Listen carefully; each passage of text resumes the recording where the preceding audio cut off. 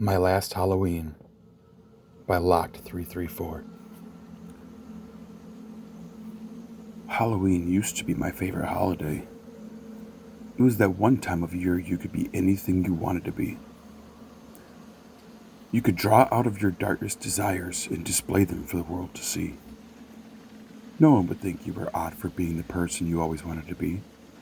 There was no judgment for your choice of attire, and oftentimes, you were commended for that choice. Then at the end of the night, you received a reward for your efforts in the form of a big bag of candy. I am far too old to go door to door begging for treats, but I enjoy watching my children do the same. Weeks in advance, we let them pick their costumes. They are far too young to delve into the ghastly and usually end up picking a character of a popular movie or TV show. I simply take my pictures and urge them onto each doorway.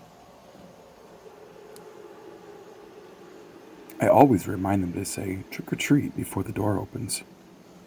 It has been this way for a few years now, and I am starting to question the tradition, especially after visiting 113 Forest Road.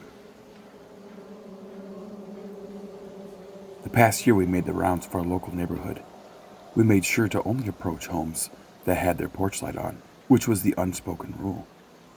Our night had almost come to an end when we reached a home that had been vacant for at least 2 seasons. It was the largest within our neighborhood, towering at 2 stories when all others only had 1 level.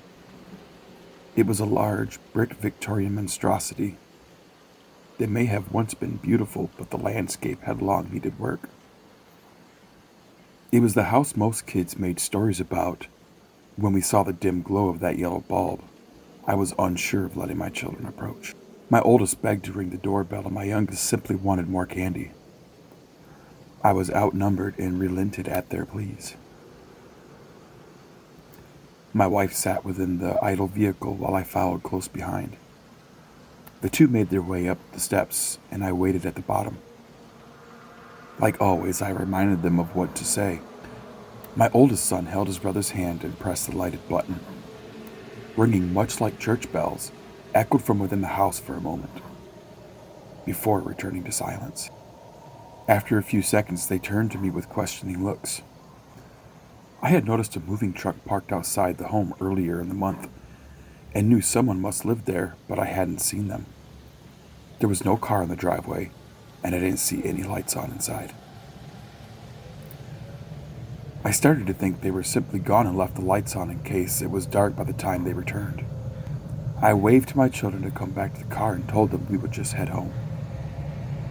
The look of disappointment on their faces told me they were not ready to end the night just yet. Their faces lit up and creaked to life, and a voice beckoned them to wait. "Trick or treat!" They both screamed with excitement. A feeling rolled in me like thunder, and a signal of danger rang in my head. Something was not right.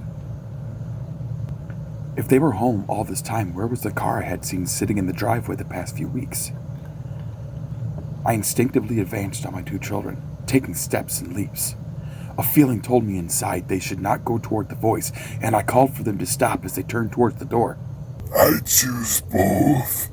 The voice seemed strained, like that of a lifetime smoker. 2 ragged hands shot out from the parted pathway and drew both of my little boys inside. Their screams echoed in my head. My adrenaline shot forward, but my body slammed against the closing door. I pounded repeatedly, screaming obscenities of every nature.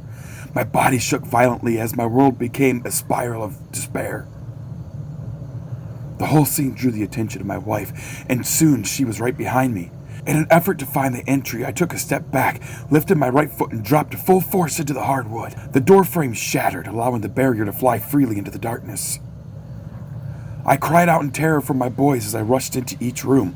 My entire reason for living had been snatched up in an instant, and I had been too late to stop it. When the house had been searched completely with no results, my wife phoned the authorities through wails of agony. We both held each other until sirens lit up our tiny neighborhood. It has been 4 years now, and we still have no answer as to what happened to our children. My wife distanced herself from me, and I am sure she blames me for what happened. I don't fault her for that. I blame myself as well. If I had not let them go to that door or listened to my feelings sooner, they would both still be here. Halloween is no longer a fun time for us, but a reminder of our mistakes. I don't even leave my house on that night. Even the sight of a pumpkin makes tears stream down my face. The drive home from work is especially hard. Witnessing the houses that decorate for the occasion, I am almost in a panic before I close myself within the safety of my home.